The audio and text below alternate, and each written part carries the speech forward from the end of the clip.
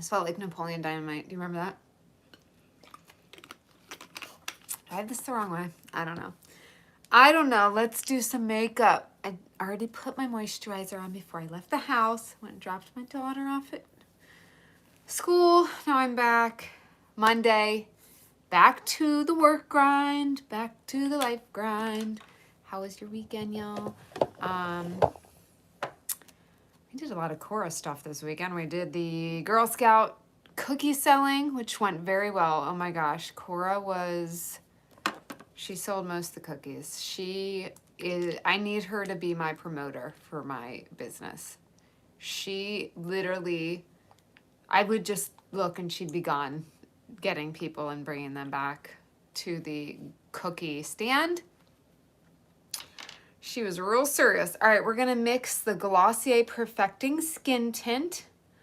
Bloop, bloop. That's what it looks like there. This is very liquidy, very, very, I mean, almost no coverage. I would never repurchase this, but I got it. I got a bunch of stuff from them, and I did not enjoy it. So I wrote to them. It was past the time, I think, because I got it for Christmas, but it was like past the time, and I was like, I just opened this stuff, and I don't like a lot of it. And they were like, no problem, return it. So I kept a couple of things almost because I appreciated that they were so forgiving on the time. So customer service pays. Now this is e.l.f. Halo Glow Liquid Filter. This is like, people love this. I'm mixing it. This looks horrible. What a mess I am. I'm gonna mix it. Oh good, I have a makeup wipe so I can prepare for when I'm gonna mix it first with my finger. Oh my gosh, it's so liquidy.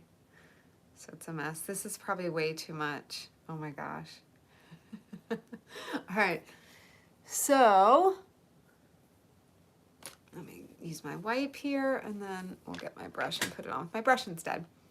But anyway, yeah, people love the Halo stuff. Bethany Frankel, you know, from the old Jersey Housewives, she's not on anymore. She does a lot of, I don't know if you watch her now on, where does she, I guess she's on Instagram is where I see her. But she does a lot of makeup reviews now, like especially a lot of drugstore makeup reviews. And I'm loving that she does it because I know like she can be such a twat. But so, I don't know, there's something about her I love and I can relate to her. My friend says that I remind her of Bethany, which, I mean, I don't think that's the greatest compliment, you guys.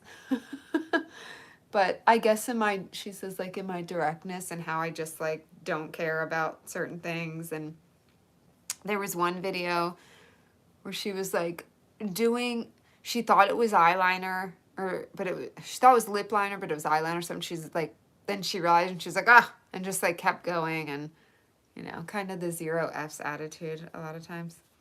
So, but it's just kind of funny. I'm like, Bethany Frankel, not the one I exactly want to be compared to, but I do love her in many ways. What are your thoughts on Bethany? I know a lot of people really hate her. This lighting is making my lines more pronounced. I don't like that, but that's life. I'm 42. I got lines, people, and I'm not doing Botox or any of that other stuff. Nothing against it if you do it. But I don't want needles in my face. Jesus made me as I am. As I shove makeup all over my face. It feels not as permanent as Botox. All right, let's see, just do some instant age rewind. Just a little there. That can get oily up on the top. I don't really like it up there, but I forgot my makeup bag downstairs, so my other stuff I use for eyeshadow primer, what is that, MAC? Yeah, is downstairs. Okay. I know, it's early. There's nobody here. It's too early for people. People are like heading off to work. I'm sitting here doing my makeup, talking to nobody. That's okay. Maybe people will be on replay. There, I do get some people on replay. So hello, if you're on replay, say hello. All right, so there we go. Let that set in a little minute. I gotta wash my brushes. That's something I'm so bad about. It's been like probably two months. 2 months. Only you here. Oh, I don't even see you. It says 0 people are there. Well, hello. Welcome. Welcome to my morning madness. How are you? Where are you from? Where you from? Where you at? How'd you find me? Did it just pop up? Does it say like random person is live? I'm going to do a little bronzer today, which I haven't been doing that much, but I'm going to do Charlotte Tilbury bronzer. So we sold out of the Girl Scout cookies yesterday, which was cool. And I have a lot of work to catch up on this week. I have my coursework, and then I'm excited. I'm going to start creating my, oh, from Netherlands? Awesome. I have never been there.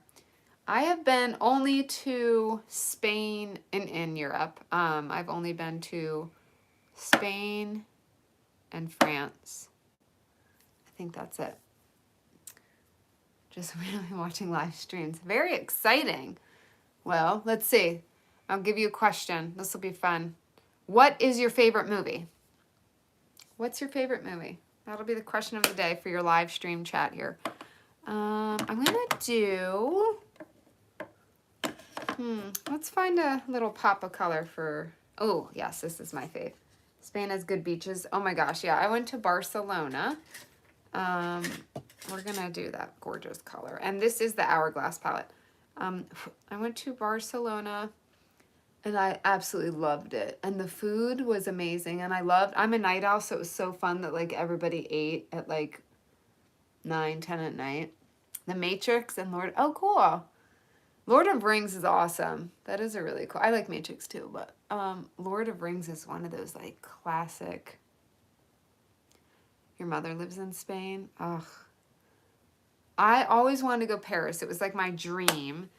And as I went there twice, as much as I loved it, I will say when I first went there, you know, I was only 18 and I was like, how old are you, by the way? Because you might be like, I'm only 16.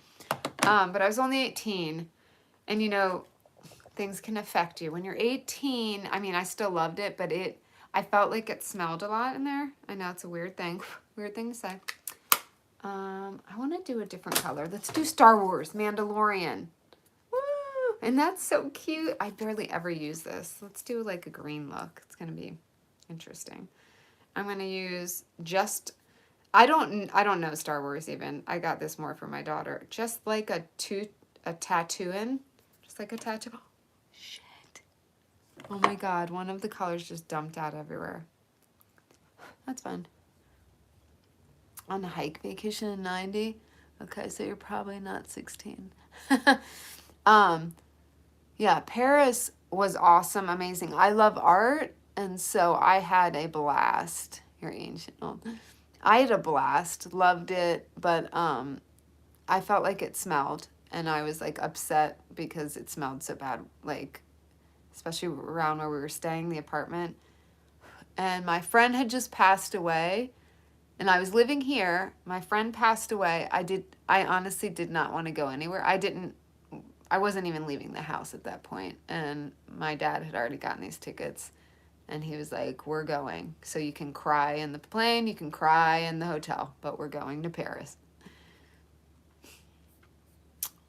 Center. I saw everything. I don't remember. It's horrible. So I was 18 and I went again when I was 27, maybe. The Louvre, yes, of course. The first time I went to the Louvre was great because my dad loves art too, so we got to like we spent over a day there, which was awesome. When I went with my friends, I'm going to use Right Hand Mondo here. It's a green color.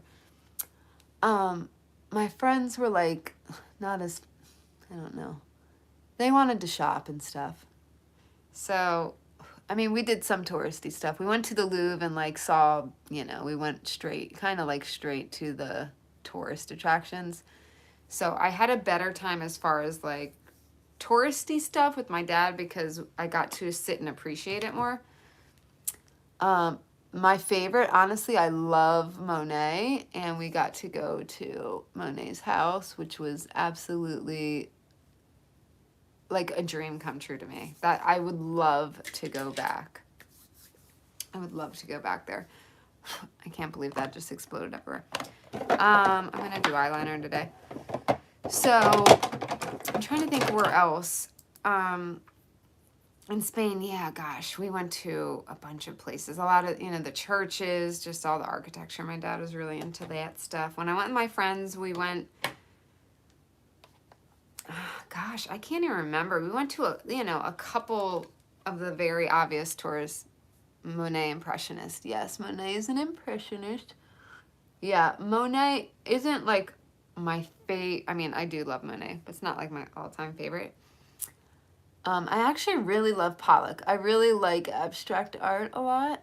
I mean, Van Gogh, obviously. I mean, all the big ones that are obvious. Oh, no, snap.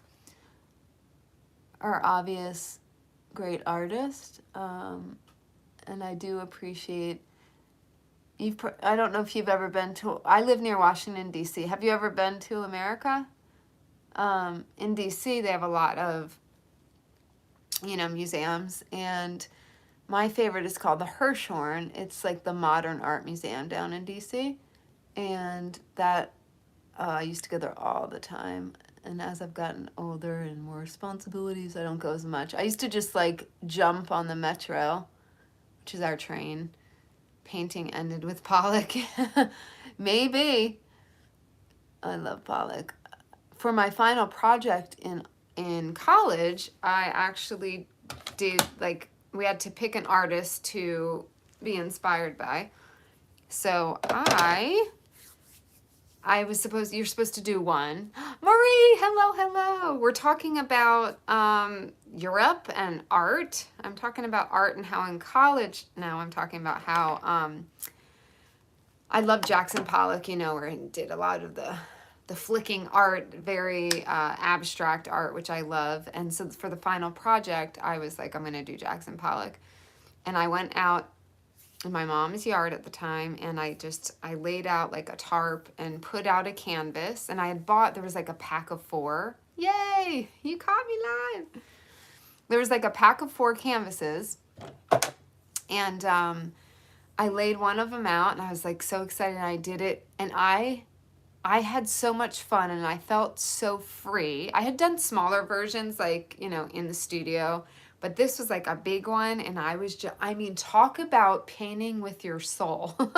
I was just like getting my feelings out, right? And it felt amazing. It was the most freeing feeling, and it was so great. And so I just kept doing it. So I literally sat out there for hours, stood and pranced around for hours, and did I'm not even trying to fix that. That's how this day's going. And I did 4, I think it was 4. I did 4 Jackson Pollock paintings. You were in Turkey, Germany, Switzerland, Italy, Spain, Belgium, Luxembourg, Slovakia. I don't even know what that is. Oh, Hungary, Romania, and the ones in between I forgot. That's awesome. Yeah, so Bubbles lives in Netherlands, Marie. Marie is one of my longtime followers. I've been doing YouTube for a while. I used to I used to be a lot more involved with it and like consistent. And then I adopted my daughter, and I got mad at YouTube and kind of left for a while. And then since then I just do whatever the hell I feel like when I want. So I do declutter videos right now because that was a fan favorite, and I love randomly decluttering stuff, even though I need to declutter even more. Incidental passerby, yeah, just found me. Isn't that great? So fun. I wonder how that algorithm works. Like, I wonder what made it pop up for you. Like, I just wonder those things. I just wonder in this world. But yeah, it's been a ride. So I adopted my daughter. I married my husband. That was when I first started YouTube. I was engaged. So I got married we had just bought a house, and then I adopted my daughter, and then we moved back to Maryland. We moved to Virginia for a bit. They're both like close to Washington, D.C. What's your view? It's kind of fun to see people's view. What is your view of our country? I love knowing what people from different places. Even though I subscribed, I popped up. I did a search for chat. Oh, okay. I guess not that many people are on it this time, probably. Well, lucky me. I got a new little friend today. But yeah, what's your view? And I won't get, I'm not easily offended, so don't worry. I would love, like, what is your view of Americans or America or the state of America? I know, obviously, the last several years, even before the pandemic, there's been a divide here, as you probably know. Oh, there's my other mascara. That's funny. It was in the wrong spot.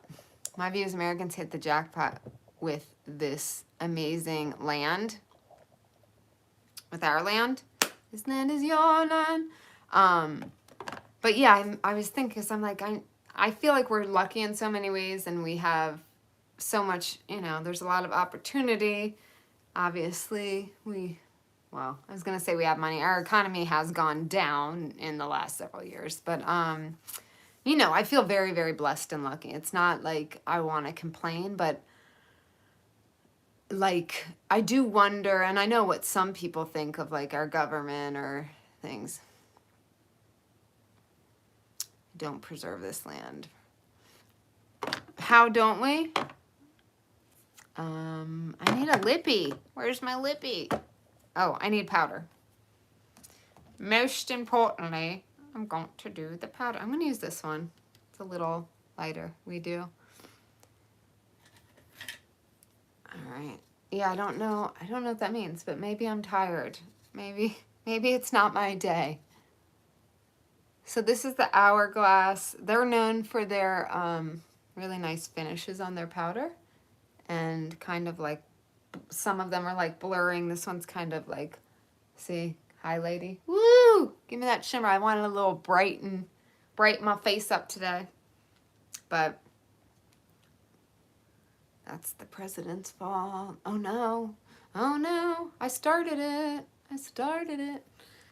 I know. And I think me and Marie, we might have differences of opinions. I forget if we're on different sides of the thing. But that's America right now. I mean, it's so divided, and it makes me really sad, because I felt like it was not divided before several years ago. You're sharing your land. Oh, I see. Oh. Yeah, and that's where, with the whole world, and that's where, like, we might have differences of opinion, right? Like, for me, if I'm getting what you're saying, I am very much, I'm a very religious person, a very spiritual person, and I feel like, yes, we have to protect ourselves, to an extent. I think we need better vetting for people coming in, but I have a very empathetic heart, and like, I do view everyone as our brothers and sisters, like all the countries, all the people. I'm very much like, it's the human race, right? Yeah. And I actually love that about us, that we want to, when we can, take care of other people in the world, right? That being said, we need to take better care of our own people too. Like, I get that whole thing too. I don't know the perfect way. I feel like it's such a big job to figure out. I think I don't envy presidents, any of them. And I think they all have a very difficult job, and a lot falls on their shoulders, but it is a choice they made. Where's my lip liner? Oh, it's in my makeup bag. It is a choice they made, but I mean, God, I feel like I could never, because I would be terrified. It's like, it's such a hard thing to know how to do the right thing. Like, someone's always going to think you're not doing the right thing, People come here the wrong way and drain our resources. Yeah, I think I think part of the problem is that we it was like it was taking too long and too stringent in, well, in ways and ways not. Like that people were so desperate, and I try to get into other people's minds, right? Like people from other countries coming over here or trying to get here. I just think if I was in their situation, I mean, maybe I would too. If they're saying it's going to take 2 years for you to be able to like get here, and I was fearing for my children's life and just desperate, like I know I'm going to die in my own country if I stay here. It's that dangerous or whatever. I can't say that I wouldn't do whatever I could to try to get a better life for my child, right? Not saying right. It takes longer. I mean, hey, I'm not saying it doesn't. Yeah. Yeah. But that's what I'm saying. I don't have the right answer, so I try not to judge too harshly and to just feel like, okay, well, at least we have what we have. Many come here for economic reasons. Yes, a lot of people, economic, and it's hard. It's like, this could go so deep, this conversation. It's like, I don't know why I start these conversations, but I do because I'm interested in other people's views. I really am. So there's also like the same people that complain are also people that want to spend money on different things, right? Yeah, it is what it is. But they're, you know, they might allocate money towards something else and have billions of dollars going into that thing, right? And it's hard to know, well, what is priority, you know? But it is hard to see our own people, you know, on the streets and not being able to help them. I mean, I think we're just trying to help everyone we can, I think. And I get that it doesn't come off like that simply to some people. And you get paid under the table. Yeah. So interesting. Yeah, interesting take on there. Thank you for answering and like telling me. I really like having these conversations.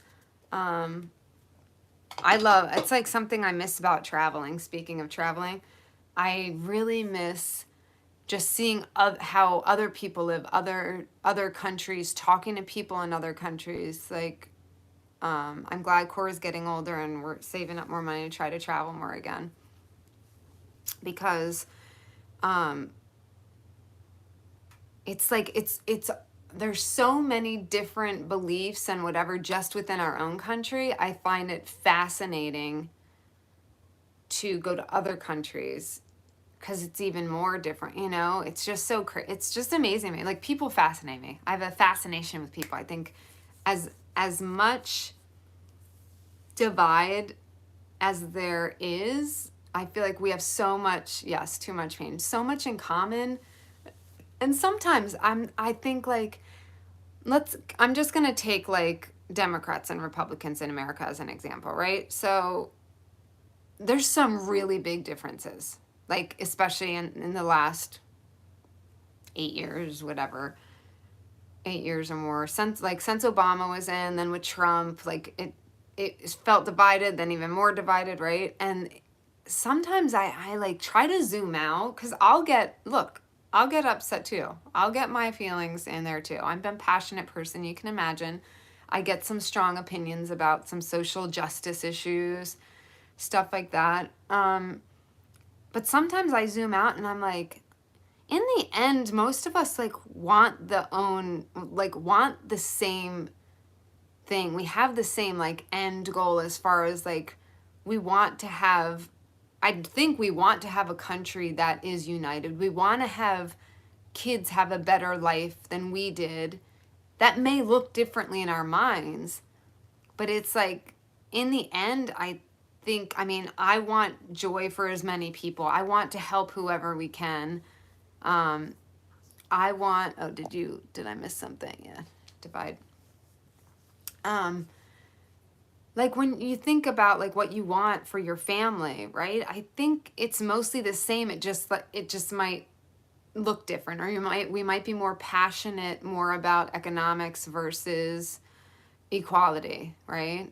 I am very big on equality because of my upbringing and how I grew up, and because of certain situations in my family, people not being treated equally, very close to me, people that were very close to me, not like being treated very poorly, but they don't know what better is. They want stability. Go further with that, Marie. What do you mean? I mean, we want, yes, I think stability is, something a lot of us are after. But like, so what specifically would you want for your kids that they don't want, or they don't think they want? I guess that's the question. So yeah, it is different. Everybody has different ideas of what they want, but I think it's almost like the bigger goals are similar. I mean, we want to be comfortable, be able to afford healthcare, right? Healthcare has become a nightmare in this country. Oh, there's a really cute groundhog. Sorry, I'm like, squirrel. But whenever I'm here, there's like animals. There's a little area back there. A lot of animals go through. We've seen deer. I've showed y'all, right? You've seen some deer. You've seen some foxes, some groundhogs, raccoons. I don't know. It's like, I think we all have a lot of similarities, and the things that are different, we focus on, to gain some sort of feeling of control or something. But that is, we're all going to have differences. Squirrels are cute. Squirrels are very cute. I love me a squirrel. We have tons here, like everywhere. We assume that our kids know our past, but they don't. My parents grew up in the Great Depression, but I never understood it. They provided for us. Yeah. Yep. And that's kind of like, even when it's like when you have kids and you're like, you'll get it when you have your own kids, right? It's kind of that feeling like they don't understand. I have a friend right now that's going through a tough situation with her teenage son. And teenagers are generally, a lot of them are very, very selfish, It's like it's part of the ride, and they're not thinking about what you've gone through or what you've sacrificed, right? I never thought about it till I was in my 20s, I think. Like my mom was a single mom, and just what she sacrificed for me. And I have such appreciation now, especially now as a parent. I'm like, oh my God, like just how exhausted she must have been alone. And then she sold a bunch of stuff. She sold all her jewelry. I mean, we were poor basically in the beginning. We were really like, we had like government cheese and eggs and milk coming to the house, while she found a job. And so I think that helps me appreciate the people. Like some people, oh, free handouts, but it's like my dad basically left us and then wasn't paying the bills. So, and my mom, he had made my mom stay home. You want better for them, but they become, oh yes, entitled. That's true. So that's an example of like, we were getting free handouts, but it was because literally my dad left us without anything. He had made her quit school and be a stay-at-home mom because he wanted her home while he worked. She did. I won't go into for privacy's sake, but things happened where she had to, they ended up in divorce. That was what she had to do. And so then we were left there and the lights got turned off. So we'd be there in the dark, had, the government feeding us for, not for super long, but until she could get a job and get enough to pay our bills. And we had to move to an apartment. We were in a single family. We had to move to an apartment. She worked crazy hours. I barely saw her. She would drop me off at school at 6:30, pick me up at 7 o'clock at night. the daycare. We were always like overtime, like no one else was there but us and the teachers because she had to work. And so I guess that has created who I am, right? Like your experience makes you more passionate about certain things. So I'm of the mindset of like I'm getting a little choked up, but I just, beyond that, I've been through a lot in my life. And so I always want to help anybody I can now that I feel like I'm on an emotionally better side of life. And I'm not rich by any means, but I'm comfortable and I save money aside. I contribute to charities. I put time in and volunteer if I can, and I want our world to be a place where we help people. And I don't know how to do that perfectly. Again, I don't envy presidents or people in the government that have to make all these decisions. But just kind of touching on that subject, like your life forms how you are. And since I went through that, yeah, if I see someone that wants to help themselves, I'm absolutely for helping them. A good family, mother and father, with the mother over the kids, that's such a glorious thing and very wholesome.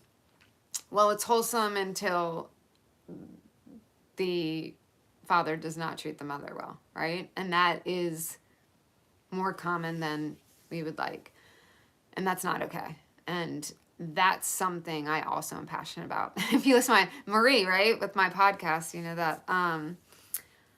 I think, yeah, that's glorious if it works out that way and you have a very supportive, loving, both spouses, right? So, we'll all have differences of opinions. We could go on and on about our differences, but I think we have a lot of similarities of like let's all do the best we can. And it's good to have I think it's good to have these conversations to try to see each other's perspective too, because we get so hell-bent on like the debates and the divide. That's why I love I know we're not supposed to talk politics, right? Like everyone is always like, don't talk politics on your YouTube or on your podcast. And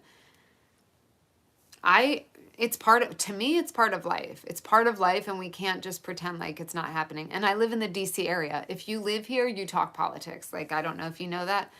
I mean, if you live in Washington, DC, there's a lot of passionate people on either side, around this area. It's like the government is based here. But so I don't know. I'm glad you guys joined this conversation until there's a divorce. I was in the same thing, but when my marriage ended, I became homeless. Never again. Right. And that's where I agree when people are, there shouldn't be free handouts and I get that. But if someone's trying, I think helping them isn't. Yes, part of protecting the next generation. Yes, I agree. Yeah, but that's the thing. I mean, unfortunately, in this day and age, and this is sad, but back to the stay-at-home momming, and I have the option technically to stay at home and be comfortable. I mean, we wouldn't save a ton, but if that was my dream to stay home, which that never was, I've always wanted, I like working, I like being busy in that way, having something, I love my home life. You guys know I'm obsessed with my daughter and my husband, but I like having my own thing and working on something. But I have that option, but in reality, I would never,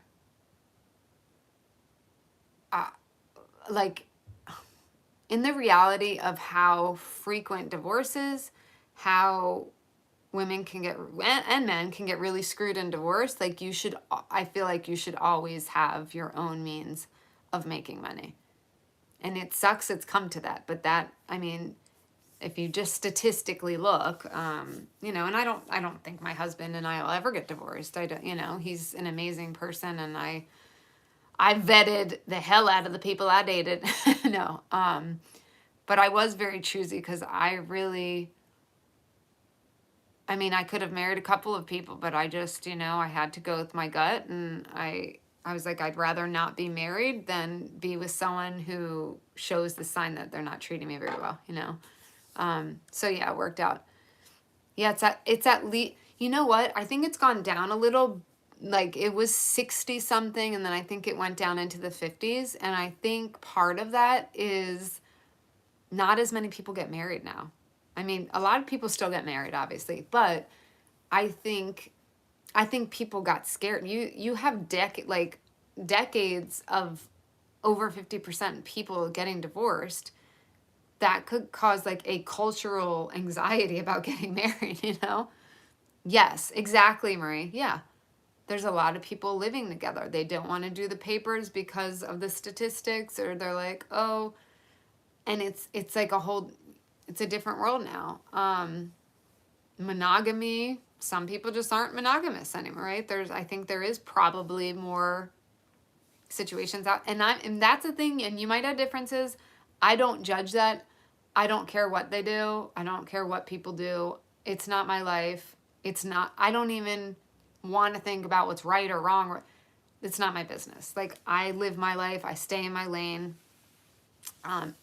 If something's going to affect or hurt my life, then I will pay attention to it, or my kid's life. But for me, and I know Netherlands, I think, judging from what you said, you may disagree, but I believe you love whoever you want to love. Not my shit. Not my business. I know. And we all might have differences, because to me, there's like, well, let's say, for instance, gay people. I'd rather two gay people be loving each other than a man cheating and hitting his wife. You know, it's like, what kind of family institution is that, right? But I get there will be differences here. I am fully aware. I am on a platform where people around the world, around our nation, just the people in our nation are totally, are divided on these social issues. But I think it's good to talk about, and I think it's good to hear each other's perspective. To me, that's my perspective. I believe everyone should be treated equally. I'm not here to be the judge. I'm not the judge. Love who you love. Treat people right. Love each other. And there's so many